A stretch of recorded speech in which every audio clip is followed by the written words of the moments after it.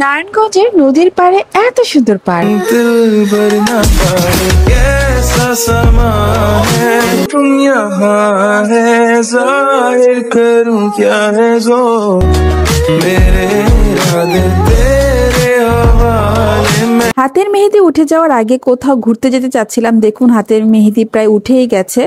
যাই হোক, সেদিন চলে গিয়েছি নারায়ণগঞ্জ শীতলক্ষা নদীর পাড়ে খুবই জনপ্রিয় চৌরঙ্গি পার্ক। অনেক বছর আগে এসেছিলাম, আমার ঠিক মনেও নেই। প্রবেশ মূল্য হচ্ছে 100 টাকা। অফ ডে থাকার কারণে তেমন ভিড়ও ছিল না। যে কোনো ওকেশনে বা ছুটির দিন এখানে তো পা রাখার মতো জায়গা থাকে না। নারায়ণগঞ্জের কে কে এই পার্কে এসেছেন এবং কে কোথা থেকে আমার ভিডিওটা দেখছেন কমেন্ট করে জানাবেন। আপনাদের কমেন্টগুলো পড়তে আমার অনেক ভালো লাগে। শীত পড়া শুরু হয়ে গেছে, কম বেশি সবাই হেয়ার ফলের সমস্যায় ভুগছেন। আমার এবং আমার ছোট বোনের তো প্রচুর চুল পড়ছে। ট্রেস টেম্পটেশন এই পেজ থেকে বেশ কিছু মাস আগে একটা পিআর আসে, তো আমি আপুকে বলেছিলাম যদি আমি ভালো রেজাল্ট পাই তাহলে রিভিউ করব।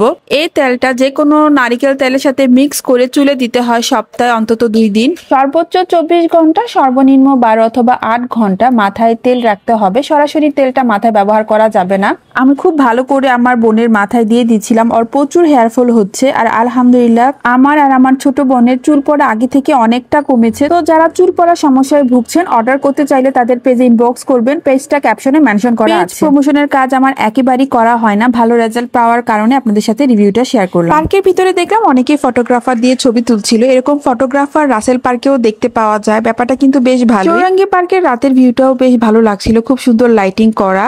এই রাইডসটার নাম কি আমার জানা নেই, এটাতে আমি উঠেছিলাম। তবে দিনের বেলায় উঠলে হয়তো বা আরেকটু ভালো লাগতো, আশেপাশে ভিউটা দেখা যেত। একেবারে উপরে ওঠার পর আমার একটু ভয়ও লাগছিল। বাচ্চাদের জন্য বিভিন্ন রকমের রাইডস ছিল। রাইডস গুলোর প্রাইস 100 টাকা করে। পার্কের এই জায়গাটাও বেশ সুন্দর। আর এখানে যে কত মানুষ টিকটক করছিল ভাইরে ভাই। এই পার্কে 100 টাকাতে স্পিড বোট রাইডও করতে পারবেন। নদীর পাড়ের এই জায়গাটা খুব সুন্দর ছিল। এখানে আপনি লাল নীল পরিও দেখতে পাবেন। এছাড়াও এখানে একটা জাহাজ আছে যেটার মধ্যে রেস্টুরেন্ট। সেদিন আর ভিতরে যাওয়া হয়নি। লাস্ট টাইম যখন ভিতরে গিয়েছিলাম একটা লাইভ সিঙ্গারও দেখেছিলাম, দেখতে খুবই ফানি ছিল।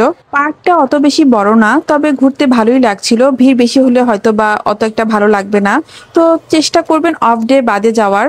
বাচ্চা নিয়ে আসলে বাচ্চারা খুবই এনজয় করতে পারবে। অনেক মজার মজার রাইডস ছিল, বাম্পার কার ছিল। তো বেশ কিছুক্ষণ ঘুরে বের হয়ে চলে যাই নারায়ণগঞ্জ জলারপাড় লেক সাইডে। নেগেটিভে ঝুরা মাংসের হালিমটা আমার বেশ পছন্দের। এক বাটির দাম ছিল 80 টাকা, সাথে নিয়েছিলাম লুচি দিয়ে খেতে খুবই মজা লেগেছে। গরম গরম হালিম আমার খুবই একটা পছন্দের খাবার।